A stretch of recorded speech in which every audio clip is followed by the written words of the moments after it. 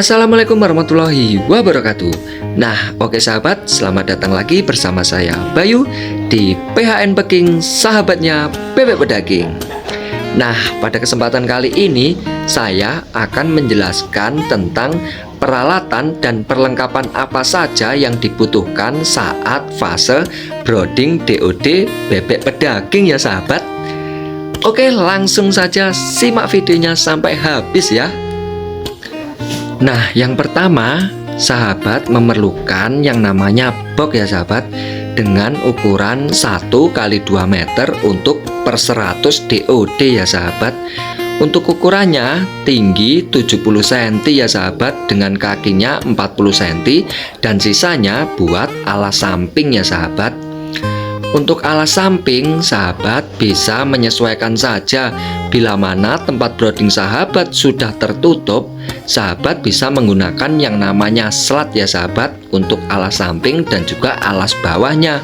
Nah, bila mana kandang sahabat buat brooding itu tidak tertutup, sahabat bisa menggunakan alas sampingnya memakai triplek ataupun banner-banner yang sudah tidak terpakai ya sahabat, supaya pada saat fase brooding DOD-nya tidak terlalu kedinginan juga ya sahabat.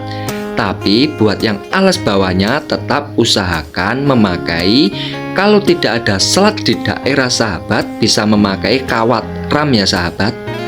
Nah, selain box, sahabat juga memerlukan tempat makan maupun tempat minum ya sahabat. Usahakan bila membeli tempat makan dan tempat minum, ukurannya yang agak kecil saja ya sahabat, supaya tidak terlalu memakan tempat, agar DOD juga tidak kepadatan ya sahabat. Nah, selain tempat makan dan minum, sahabat juga memerlukan lampu ya sahabat. Fungsinya buat penghangat.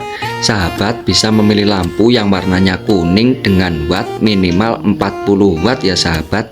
Dalam satu box lampu dikasih 2-3 ya, supaya pertumbuhan dari DOD juga maksimal. Nah, untuk menghemat listrik, penggunaan lampu bisa mulai diaplikasikan pada sore hari sampai pagi sekitar pukul 8 ya sahabat. Untuk selanjutnya lampu bisa dimatikan supaya menghemat listrik. Nah, oke sahabat, berikut adalah penjelasan mengenai kebutuhan peralatan sebelum fase brooding DOD bebek pedaging ya sahabat. Bila mana sahabat memerlukan peralatan-peralatan tersebut, sahabat bisa langsung komen-komen di bawah ya, ataupun langsung kontak person yang sudah tersedia. Nah, oke sahabat, sekian dari saya Bayu dari PHN Peking. Semoga bermanfaat. Bila mana sahabat suka dengan video yang seperti ini, jangan lupa follow, bagikan, dan juga like ya sahabat. Wassalamualaikum warahmatullahi wabarakatuh. Salam sehat, salam sukses.